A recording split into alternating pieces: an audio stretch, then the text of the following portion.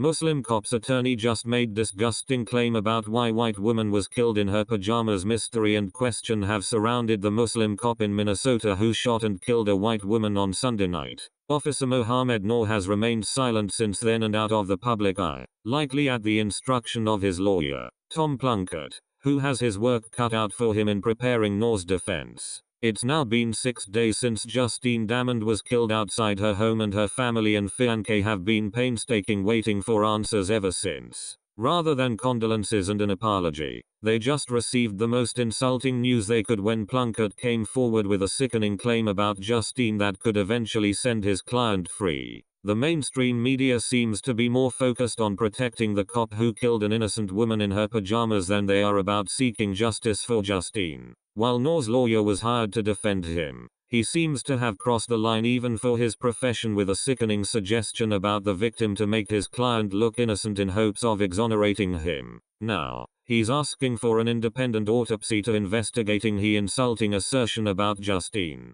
For how pro-women the left claims to be, they sure seem to be doing a lot of victim blaming in this case, since they have more interest in protecting the one who pulled the trigger, considering the fact that he's Somali Muslim, suggesting that Justine may not have been in her right mind at the time she heard a sexual assault in progress in the alleyway behind her house when she called the cops to report it.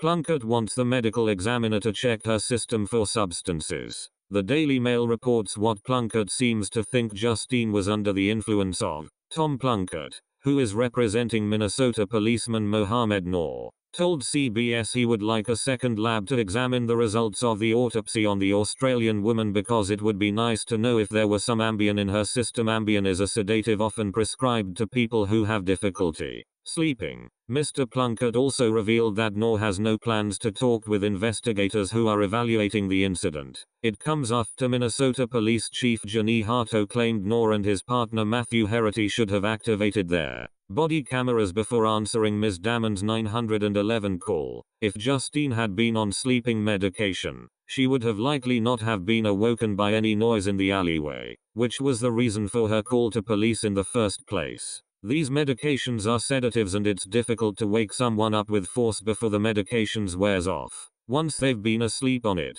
Further debunking this claim is that fact that the body cameras were not turned on. As standard protocol, police don't activate these devices when there doesn't seem to be any reason for a threat or escalated situation. If there wasn't enough reason to turn the body cameras on, there certainly wasn't provocation for the police officer to shoot the civilian. The Daily Mail continued in their report with one of the few people unafraid to side with Justine and her family, as opposed to the officer who shot her. Chief Harto made the statement in her first public appearance since the tragedy in suburban Fulton on Saturday, the fatal shooting of Ms. Damond, 40, who had called 911 to report a sexual assault occurring in the alley behind her home. Should not have happened. Chief Harto told a press conference on Thursday, "I believe the actions in question go against who we are as a department, how we train, and the expectations we have for our officers. These were the actions and judgment of one individual," she said, referring to policeman Mohammed Noor,